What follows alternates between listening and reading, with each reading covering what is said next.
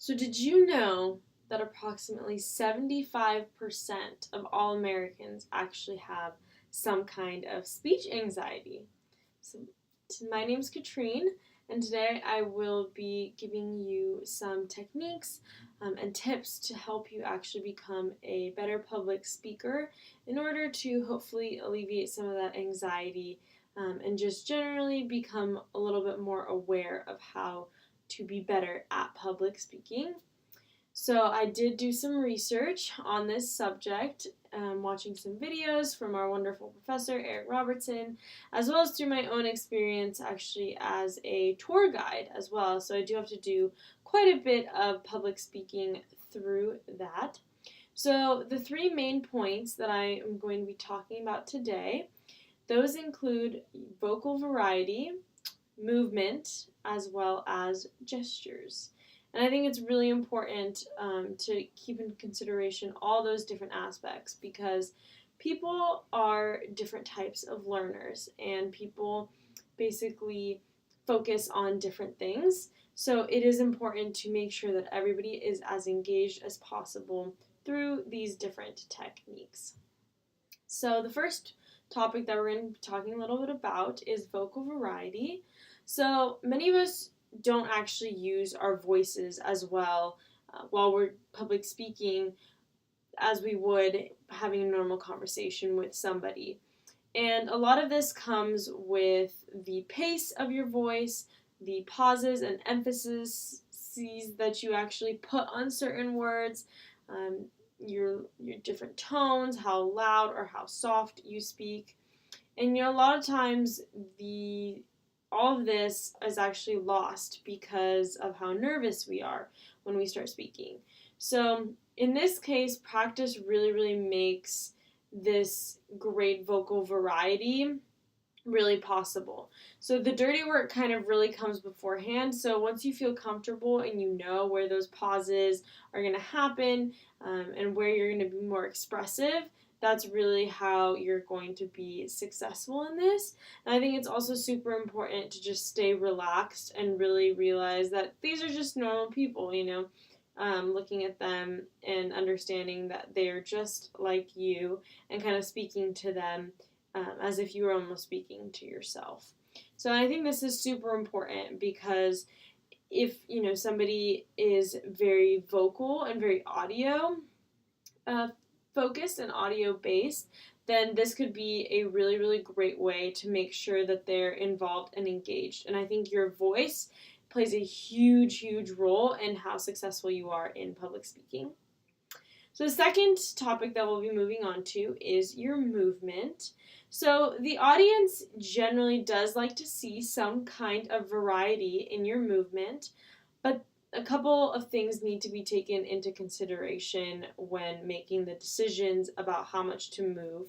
So basically, you want to look at your own personal style. So, do you move a lot in your general life? What does your everyday look like?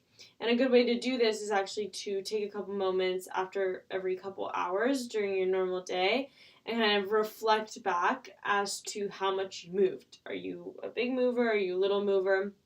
And another thing to take into consideration is will the movement make the speech any better? If it's a small stage, then probably not quite so much. You probably don't want to move as much as if you had such a large stage. In a small space, you tend to look more like you're pacing, and that can kind of show some nervousness and some anxiety. So, in that case, it's not very helpful. On a larger stage, it could actually be very useful. So, a good technique to do this is actually to stand in the middle of the room, and as you go through your speech, is to actually move from one side of the room to the other as you're kind of moving points. So, it creates some kind of balance and stability in your speech. I think this is super important because people's eyes like something happening. It's kind of an extra visual aid for them. So it is really important to make sure that your body's not looking awkward, it's not looking weird, but that everything is just kind of flowing. So for a lot of visual people, that can be extremely, extremely important, and we don't want to be too distracting either. So our third point we're going to move on to is actually gestures, hand gestures. So I personally use a lot of gestures, and I have realized that a good kind of method to see if you need to use a lot of gestures or not is just generally looking at your own personal style. If it's too distracting, good gestures should never be too distracting, and you should never really notice good gestures if they're used effectively. So this really does play a role into your own personal style, but it can help emphasize certain points. It can help, better connect with the audience. If you're telling some kind of story and you're getting big and loud, and also if your voice is getting louder and bigger, your hands are a really great way to kind of express that, but you never want to be too distracting. So I think this is also super important because I do think that this can really help emphasize certain points, and it can really make the whole thing a little bit more natural. If you have a tendency to kind of keep your hands here or here, it can just look kind of awkward, and it can kind of show nervousness. So in conclusion today, we talked about our 3 main points.